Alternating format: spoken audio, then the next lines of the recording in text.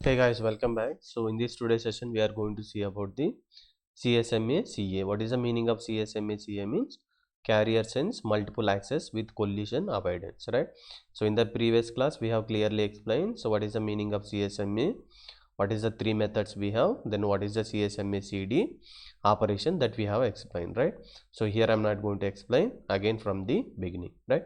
So in case of CSMA CD, that majorly we are using for the Ethernet network, nothing but you can think in terms of the connection oriented mechanism, where CSMA CA is used in the wireless networks, right? So it is specially designed for what?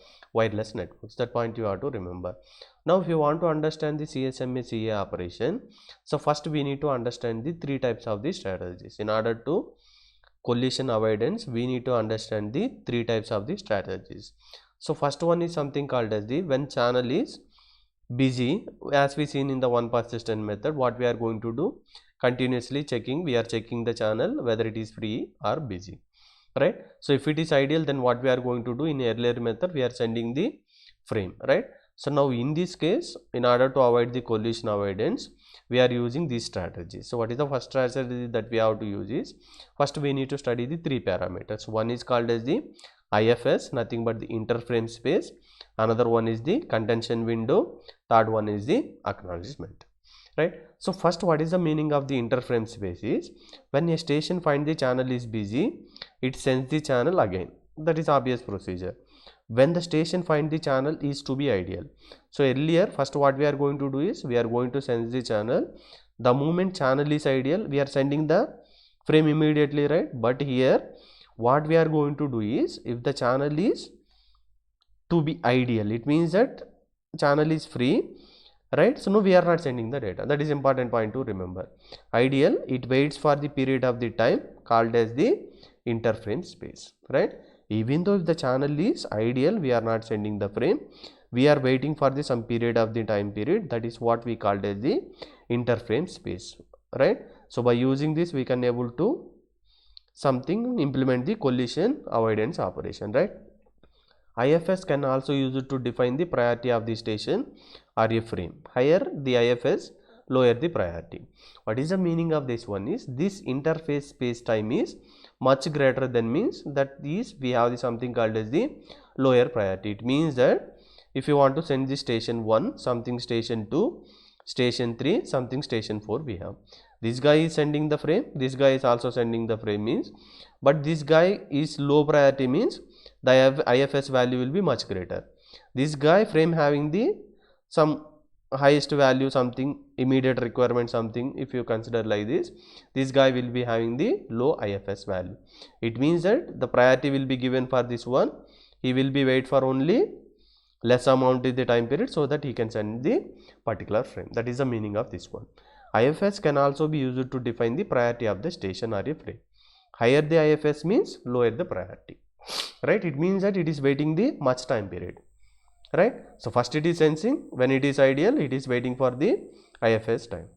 Once it is done, after IFS time also, if it is finds the channel is ideal, it won't send the frame immediately. Now see that again it will go to the contestant window, right? Contention window, it see that it is the amount of the time divided into the time slot. So it means that the time will be divided into the time slot, right? A station that is ready to send the frame, choose a random number of the time slot as a wait time. It means that, for example, how this time slot will be divided is, everything will be in the exponential, something it is first, then it is something 2, 4, 8, 16, 32, 64, 120. Each time slot will be, next time slot will be double than the previous line time slot, something like this it will be designed. So now what it means that, once IFS is completed, it will go to the contestant window, it will choose the random, right? So see that here it will wait for the random number of the slots, right? That is any, can be any random number of the slots, right? So once it is completed, now what it will do is, after IF is completed, waiting for the random contestant window period is completed, then it is going to send the frame, right?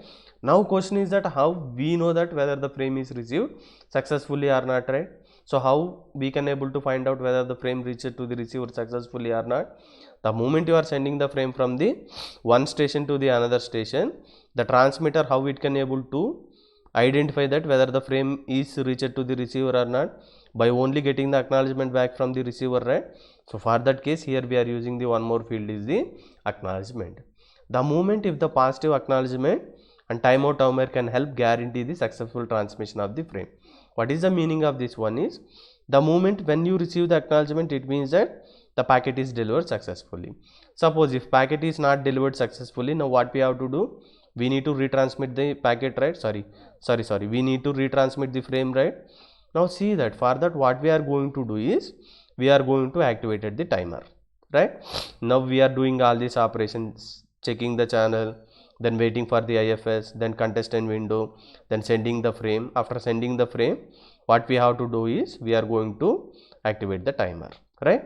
After sending the frame, we are going to activate the timer. Let it be 60 seconds. Within 60 seconds, if I get the acknowledgement, that is well and good. If not, then what I can able to do is, I can able to perform the retransmission operation, right? So two parameters are important. So along with this, right, first we are waiting for the IFS time period, then we are waiting for the random amount of the time period. Once it is completed, we are sending the packet, sending the frame. After sending the frame, we are activating the timer. Within the timer, if you are receiving the acknowledgement, okay, fine, successfully completed. If not, again we have to retransmit the particular frame, right? Now we will see the procedure so that you will understand. Now see that, first I am going to make the first attempt, nothing but the k equal to 0. First I am going to check whether channel is ideal or not. So see that, first I am going to check whether channel is ideal or not continuously, something like one persistent method. Now after doing this one, if channel is busy, now what we have to do? Again we need to keep on checking right here as shown in the figure. This is what, if channel is not ideal, it is keep on checking, right? If channel is ideal, what we have to do? We are not going to send the frame, we are going into the IFS, interframe space, right? As we know that what is the use of the IFS frame, right? So once IFS time period is completed, now again we are seeing that still channel is free. After completion of IFS also channel is free. Now if in case if it is free, right, we will go to the next step. If it is not free, again we need to check the channel is free or not. Remember, after IFS time period also, if the channel is free, right, we are going to the next procedure. If not, again we need to wait for the whether the channel is free or not. That is important point to be remember. Suppose in case of no, again we need to start from the checking of the channel is busy or not. In case suppose after waiting for the IFS time period also, if the channel is still ideal, it means that no frame is coming, something like this. Yes, now what we have to do is, after IFS time period, we are waiting for the contention window. In contention window, what we are going to do is, we are going to take some random number. We are waiting for the R slots, right? So here we have the R slots, right? We are taking the random number. So based on that, we are waiting for the particular random slot, right? So we are waiting for the R slot. Oh, even though after completion of the R slot, now what we are going to do? We are going to send the frame, right? After completion of this one, I am going to send the frame, right? Now question is that the moment I am sending the frame, right, I don't know whether it is reaches to the receiver successfully or not, right? So for that, what I need to activate is that I need to activate the timeout timer. Within the time period, if I get the acknowledgement from the receiver, okay, done, everything is done perfectly. If not, what we have to do? That is we are going to see.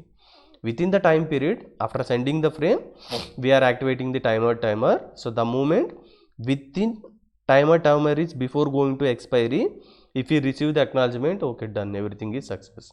If not, what we have to do is something happen, right? It means that within the time period we are not getting the acknowledgement. Again I am going to make the one more attempt.